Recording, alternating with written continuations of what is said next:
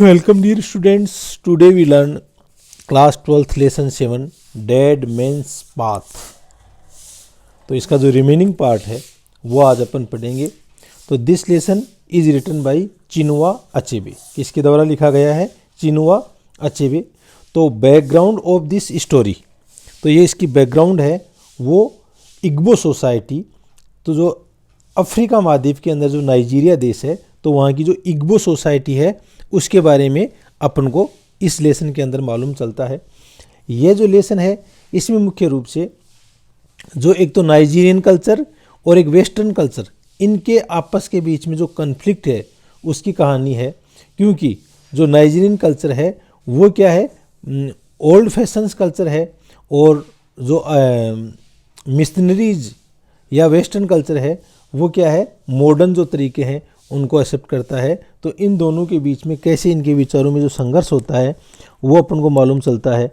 और ये जो स्कूल है ये नाइजीरिया के अंदर एक एनी विलेज है, उसके अंदर सेंट्रल ड्यूम स्कूल है, उसका ये वर्णन है. जहाँ पर एक युवा एनर्जेटिक हेडमास्टर हैं, वो आकर के उनका अपॉइंटमेंट होता है जिसका नाम माइकल ओबे है और उसकी पत्नी का नाम नैन्सी है. तो वो वहाँ पर प्रोग्रेसिव जो कार्य है वो कराना चाहते हैं. और उनका जो मुख्य उद्देश्य है वो दो उद्देश्य उन्होंने स्थापित किए.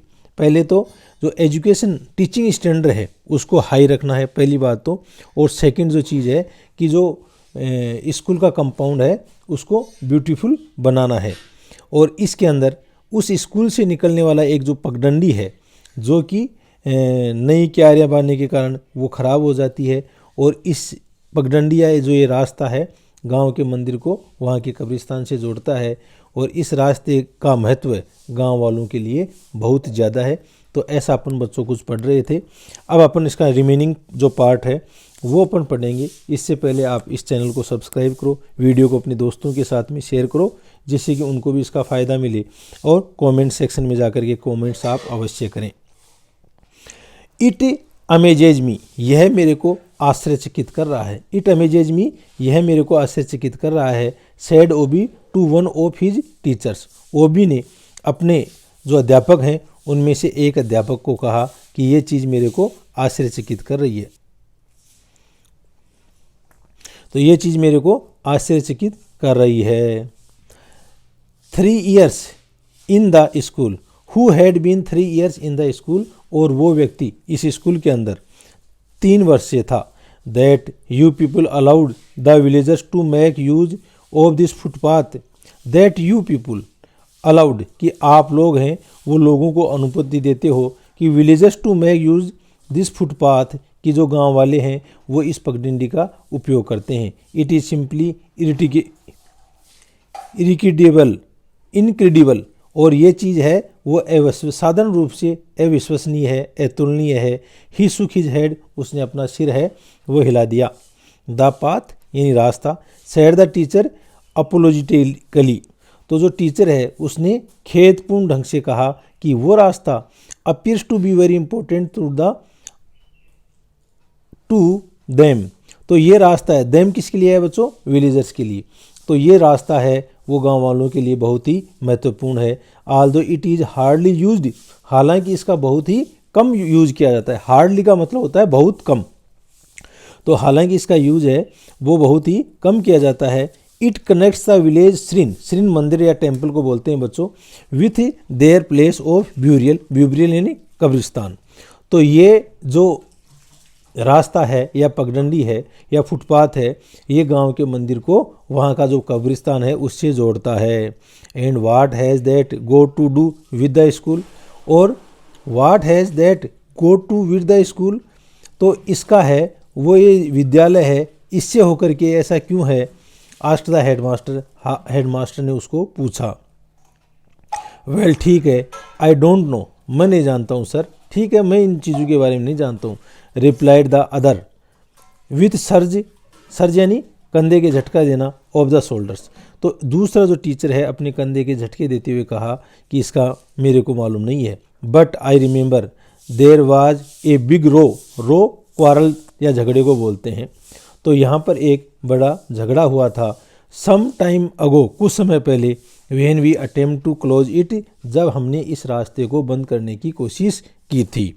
तो दूसरे टीचर ने बोला कि 3 साल पहले कुछ समय पहले जब हमने इस रास्ते को बंद करने की कोशिश की तो यहाँ पर एक बड़ा झगड़ा हुआ था।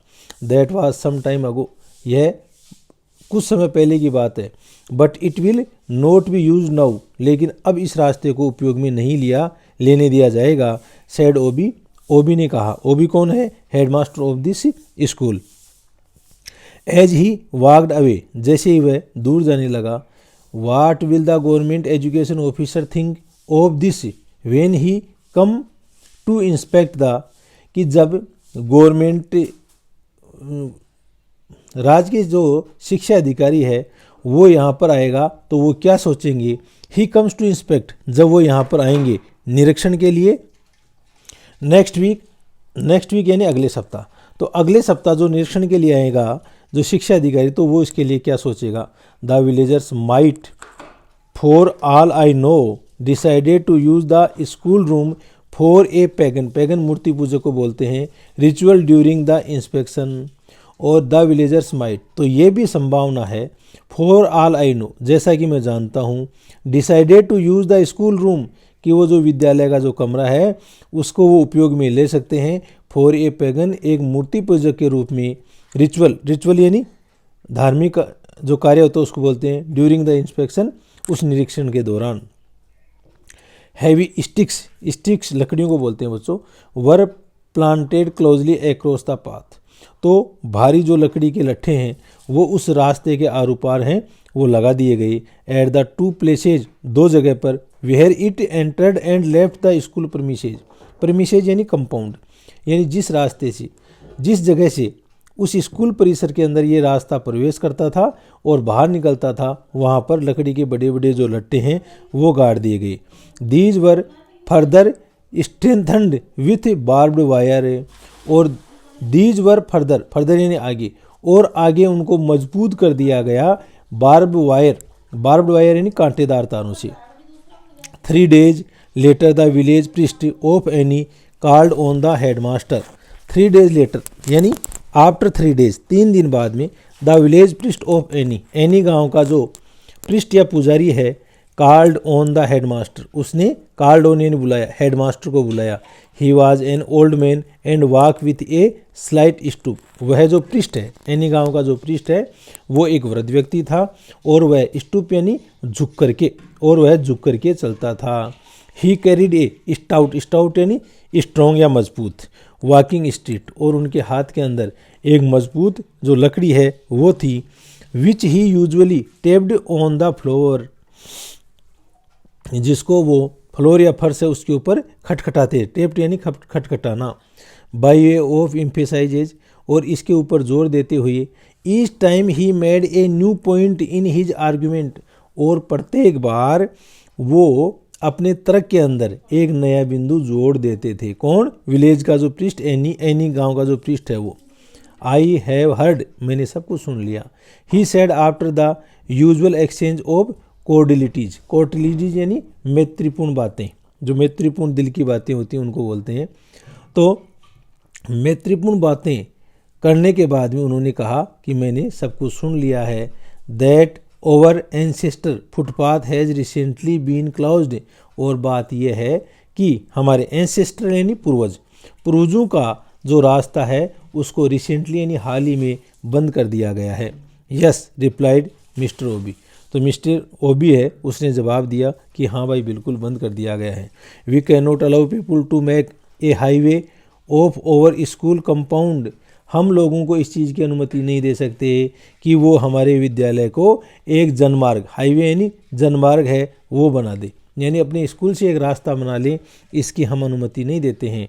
लुक हियर माय सन, मेरी तरफ देखो मेरे पुत्र। सेड द प्रिस्ट, उस पुजारी ने कहा। कौन सा पुजारी? उस एनी गांव का पुजारी था। उसने कहा bringing down his walking stick, अपनी जो चलने की जो स्टिक है उसको नीचे लाते हुए। This path was here before you were born and before your father was born, ये रास्ता यहीं पर था जिससे कि पहले कि तुम्हारा जन्म हुआ था, और उससे पहले भी ये रास्ता यहीं था जब तुम्हारे पिता का जन्म हुआ था।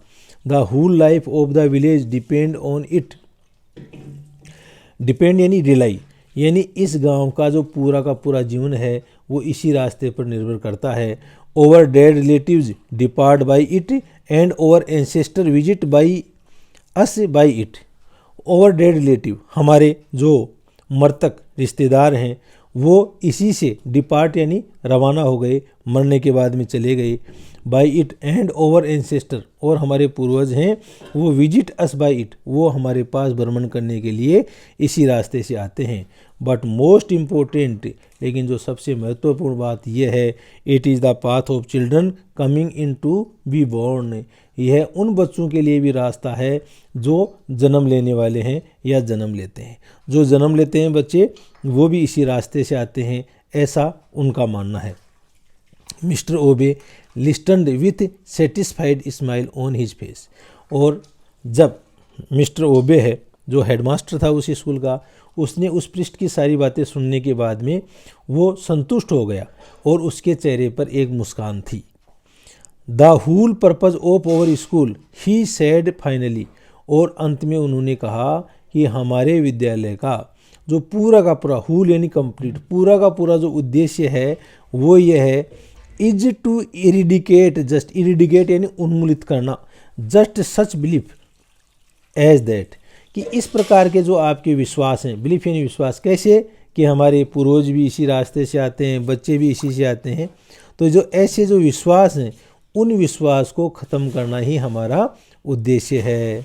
Dead man do not require footpath, क्योंकि मृतक लोग हैं उनको कभी भी रास्ते की आवश्यकता नहीं होती है।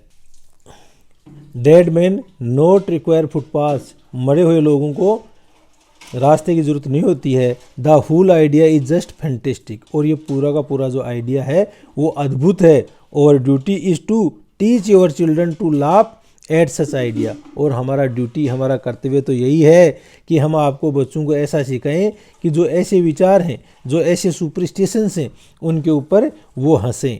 वाट यू से मे बी ट्रू, और जो तुम कह रहे हो वो क्या सही है क्या। वाट यू से मे बी ट्रू, यानी जो तुम कह रहे हो क्या वो सही है। रिप्लाइड द प्रीस्ट, उस वाट यू से मे बी ट्रू, क्या जो तुम कह रहे हो वह वो क्या सही होगा क्या, मैं संभावनाओं को बताता है बच्चों। रिप्लाइड द प्रीस्ट, उस प्रीस्ट ने जवाब दिया। But we follow the practice of our fathers, लेकिन हम हमारे जो फादर्स हैं, जो पूर्वज हैं, उनकी जो प्रैक्टिस या प्रथाएं हैं उनका हम अनुसरण करेंगे। If you reopen the path we shall have nothing to quarrel about, और यदि आप इस रास्ते को खोल दोगे तो हमारे पास में क्वारल या झगड़े की कोई भी वजह नहीं होगी। वाट आई ऑलवेज से इज, और मैं हमेशा यही तो कहता हूँ, लेट द हवाक पर्च एंड, पर्च यानी किसी भी जगह जो पक्षी उड़ करके आकर के बैठता है उसको पर्च बोलते हैं बच्चों। तो आप बाज है उसको बैठने दो, and let the eagle perch, और इसके साथ में जो ईगल या गिद्ध है उसको भी आप बैठने दो। आप बाज को बैठने दो और ईगल को बैठने दो। ही रोज टू गो, और वह जाने के लिए उठ गए। कौन, पृष्ठ। आई एम श्योरी, मुझे खेद है। आई एम श्योरी यानी मुझे खेद है। सैड द यंग हेडमास्टर, उस जवान हेडमास्टर ने कहा कि मेरे को खेद है। But the school compound can not be thoroughfare, लेकिन ये जो स्कूल का कंपाउंड है इसको बिल्कुल भी थ्रो फेयर यानी इससे होकर के रास्ता है वो नहीं जाने दिया जाएगा। It is against over regulation, regulation नियमों को बोलते हैं, और ये हमारे जो नियम है उनके खिलाफ है। I would suggest you construct another path, और मैं आपको सुझाव देता हूँ कि आप एक दूसरा रास्ता बना लो। गोइंग अराउंड योर प्रीमिसेज, जो गोइंग अराउंड ओवर प्रीमिसेज, हमारा जो विद्यालय का कंपाउंड अहाता या प्रीमिसेज है उसके चारों ओर से चला जाएगा। We can even get our boys to help in building it, और यहाँ तक कि यदि आप हमारे स्कूल के कंपाउंड के घुमा करके रास्ता बनाते हो तो हम हमारे बच्चों को भी इस रास्ते, इस कार्य के अंदर लगा देंगे। I don't suppose the ancestor will find the little detour too burdensome, और मैं ऐसा नहीं मानता हूँ कि हमारे जो पूर्वज हैं वो डिट्योर यानी चक्कर लगाना, थोड़ा सा चक्कर लगा करके जब आएंगे ना तो उसको बर्डनसम या बोझा या भारी है उसको नहीं मानेंगे, यानी इतना सा घूमने से उनको कोई तकलीफ नहीं होगी।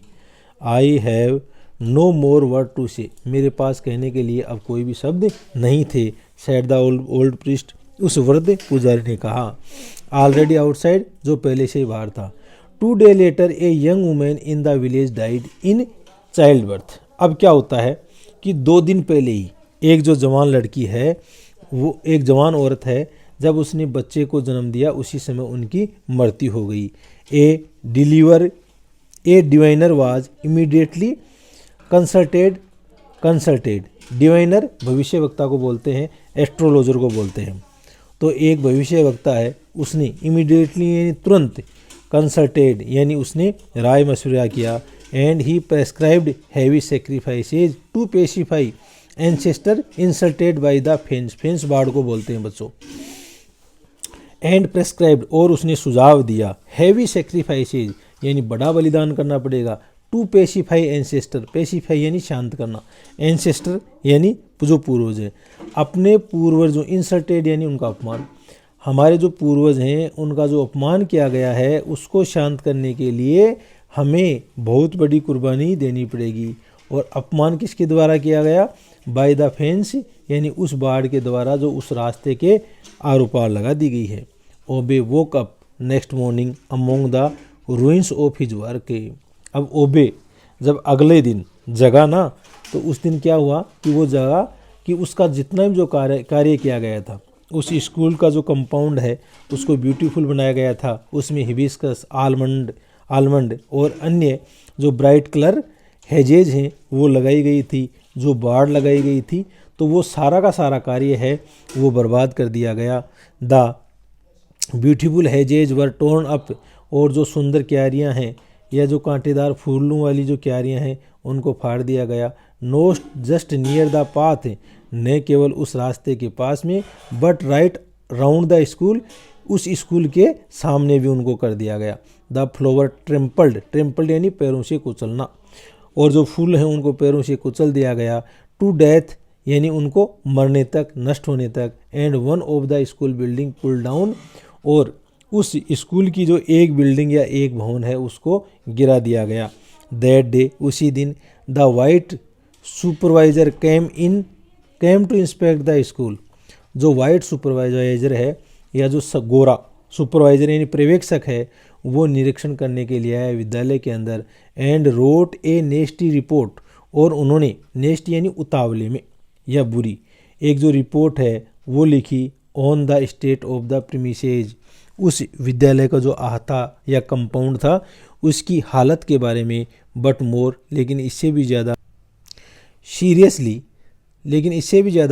Seriously about the tribal war situation developing between the school and the village, लेकिन इससे भी ज़्यादा उन्होंने क्या लिखा कि एक जनजातीय संघर्ष की स्थिति है वो पैदा हो गई है विद्यालय के बीच में और गांव वालों के बीच में। Arising in part from the misguided zeal, और इसका जो मुख्य कारण था कि जो अनियंत्रित जोश था ना, उसके कारण ये सब हुआ। ऑफ द न्यू हेडमास्टर, नए हेडमास्टर का, जो नया हेडमास्टर है उसका अनियंत्रित जोश था, उसके कारण विद्यालय और गांव वालों के बीच में एक ट्राइबल वार की स्थिति है वो पैदा हो गई, ऐसा उस इंस्पेक्टर ने लिखा। तो ये बच्चों इस तरह से ये जो कहानी है वो अपन को मिलती है, और इस कहानी के अंदर अपन ने देखा कि ये माइकल ओबे है वो किस तरह से नवाचार हैं वो उस विद्यालय के अंदर लाना चाह रहा था, लेकिन जो ऑर्थोडॉक्स फैशन ऑफ विलेजर्स है उसने इन चीज़ों को बिल्कुल भी नहीं आने दिया। चलो बच्चों, अब अपन कुछ कॉम्प्रिहेंशन क्वेश्चंस कर लेते हैं। तो पहले क्वेश्चन है, उनके अंदर अपने ऑब्जेक्टिव टाइप क्वेश्चंस हैं। Obi and his wife were married for खालिस्तान ईयर्स, ओबी और उसकी जो पत्नी है उनका 2 वर्ष पहले ही शादी हुई थी, तो 2 आ जाएगा, यानी सी इसका आंसर आ जाएगा। अपना सेकंड देखो, Khalistan was the name of obese wife, तो ओबी की जो वाइफ है उसका क्या नाम था? नैन्सी था, तो बी आंसर आ गया। थर्ड है, was the name of the school, तो स्कूल का क्या नाम था? तो ड्यूम सेंट्रल स्कूल उसका नाम था, तो बी आ गया। डाइड इन द विलेज, और एक उस गांव के अंदर कौन मर गया था, उस गांव में एक यंग वुमेन थी, वो डिलीवरी के समय मर गई थी। तो इसका सी आंसर आ गया। तो ये तो अपने ये हो गए। आगे देखो बच्चों, स्टेट ट्रू एंड फॉल्स। आपको सही के लिए तो टी लिखना है और गलत के लिए फॉल्स लिखना है। तो Michael Obi was 30 years of age. तो माइकल ओबे 30 वर्ष का था क्या? नो, वो 26 ईयर्स का ही था, लेकिन वो दिखाई 30 का दे रहा था। तो ये फॉल्स आ गया। सेकंड देखो, Nancy was the name of obeys wife. ये बिल्कुल करेक्ट है। नैन्सी है वो ओबे की पत्नी थी। A young woman died in a road accident in the village. तो ये बिल्कुल फॉल्स है। A young woman died in the village when she giving child birth. तो इसका ये फॉल्स आ जाएगा तीसरे का। चौथा देखो, Michael Obi and the priest and Ani had a heated discussion between them। Michael Obi and the priest and Ani had heated discussion। तो ये भी फॉल्स आ गया, क्योंकि उन्होंने जो बात हुई थी वो शांति से की थी। The white supervisor wrote a good report of Obi's work in the school. No, ये भी फॉल्स है, क्योंकि जो वाइट सुपरवाइजर ने तो ये कहा था कि मिसगाइडेड झील है, उसके कारण between the villagers and the school arose tribal war situation. तो उनके बीच में युद्ध की स्थिति है वो पैदा हो गई। तो ये है फॉल्स आ गया बच्चों। तो इस तरह से ये अपन ट्रू एंड फॉल्स वाला कर लेते हैं। अब आगे देखते हैं बच्चों। तो बी सेक्शन में लेते हैं, answer the following question in 30 to 40 words each. तो बच्चों ये जो क्वेश्चन है, इनको करने से पहले एक तो आपका जो लेसन है उसको आप 2-3 बार पढ़ो, जिससे कि ये लेसन है उसका अर्थ आपके दिमाग में आत्मसात हो जाए। सेकंड चीज़ जो देखनी है वो ये देखनी है कि जिस टेंस के अंदर आपका क्वेश्चन होता है उसी टेंस के अंदर आपको उसका आंसर देना होता है। तो why was Obi given the responsibility of the Ndume Central School. Ndume Central School की जिम्मेदारी है वो ओबे को क्यों दी गई? तो इसका हिंदी में क्या अर्थ होगा कि जो ड्यूम सेंट्रल स्कूल है वो एक अनप्रोग्रेसिव स्कूल थी, और इसके अंदर जो ओबे है वो एक एनर्जेटिक पर्सन था और नए जो मॉडर्न आइडियाज़ का व्यक्ति था, इसलिए उन्होंने ये जिम्मेदारी उसको दी। तो आंसर अंग्रेजी में अपन इसको कैसे लिखेंगे कि Ndume Central School was an unprogressive school. Michael was a young and energetic man. He had many wonderful ideas, so the mission authorities sent Michael as the new head master expecting some favourable changes, जिससे कि कुछ पक्ष में अच्छे परिवर्तन कर सके। Second question देखना बच्चों, what were the two aims set by Obi for the betterment of the school. जो विद्यालय है उसके बेटरमेंट या अच्छाई के लिए 2 उद्देश्य उसके क्या थे? तो उसके 2 उद्देश्य थे। पहला उद्देश्य तो उसने क्या निर्धारित किया कि जो हाई टीचिंग स्टैंडर्ड है उसको हाई किया जाए, हाई टीचिंग स्टैंडर्ड किया जाए, और दूसरा जो विद्यालय के प्रीमिसेज हैं उनको ब्यूटीफुल या सुंदर किया जाए। ये 2 उद्देश्य उसके थे। तो इसका आंसर कैसे देना है अपन को? तो इसका आंसर अपन देंगे कि Michael the headmaster had 2 aims. One was to have a high standard of teaching और the other was to turn the school compound into a beautiful place. He tried to his best to achieve this. तो ये इसका answer हो गया। Next question देखना बच्चों, third, what did the priest of Ani tell Obi about the path. उस priest या पुजारी ने ओबे को उस रास्ते के बारे में क्या बताया? तो उसने ये बताया कि this path is very important for ourselves, ये रास्ता हमारे लिए बहुत ही इम्पोर्टेंट है, because our ancestors came to visit us, क्योंकि बाय दिस पाथ, क्योंकि हमारे जो एंसेस्टर या पूर्वज हैं वो हमसे मिलने के लिए इसी रास्ते से आते हैं। And even the new borning child will come from this path, और नए जन्मने वाले जो बच्चे हैं वो भी इसी रास्ते से आते हैं। तो इसका आंसर आपको कैसे लिखना है? The priest of Ani old told Obi that the path was there before he and his fathers born. ठीक है, और all villagers dependent on this path. तो इस तरह से बच्चों आप इसका आंसर कर देना। अगला है, what was the path for important for the villagers.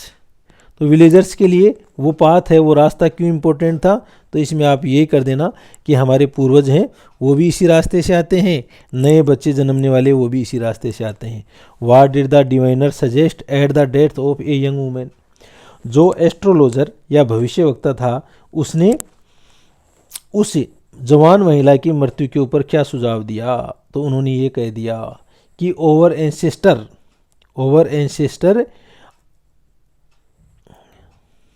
तो इसको अपन ऐसे कह सकते हैं कि our ancestor insulted by the path closing, उस रास्ते को बंद करके हमारे जो एंसेस्टर हैं उनको नाराज कर दिया गया है।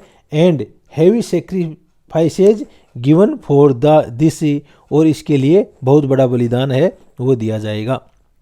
Describe the report prepared by the white supervisor, तो वाइट सुपरवाइजर ने कौन कौन सी क्या रिपोर्ट लिखी, तो जो वाइट सुपरवाइजर है उसने रिपोर्ट लिखी कि a tribal war situation arose between the school and the villagers due to unguided zeal of new headmaster, तो ये रिपोर्ट है वो उसने लिखी थी। अब अपना सी आता है बच्चों, describe the condition of the Ndume Central School before and after Michael, तो माइकल से पहले और बाद में आपको ड्यूम सेकेंडरी स्कूल है उसकी रिपोर्ट लिखनी है। तो माइकल से पहले वो एक अनप्रोग्रेसिव स्कूल थी और इसके बाद में और वहाँ कोई ब्यूटी नहीं थी, और इस माइकल के आने के बाद में उसको एक न्यू आइडियाज़ वाली स्कूल बना दिया गया और उन्होंने बहुत हार्ड वर्क किया और वहाँ पर जो एक अच्छा गार्डन है वो विकसित किया गया। इस तरह से बच्चों आपको कर देनी है। Draw a character sketch of Obi, तो हेडमास्टर ओबी है वो किस तरह से दुबला पतला था लेकिन जोश वाला था, ये सारा वर्णन उसके अंदर करना है। Thank you.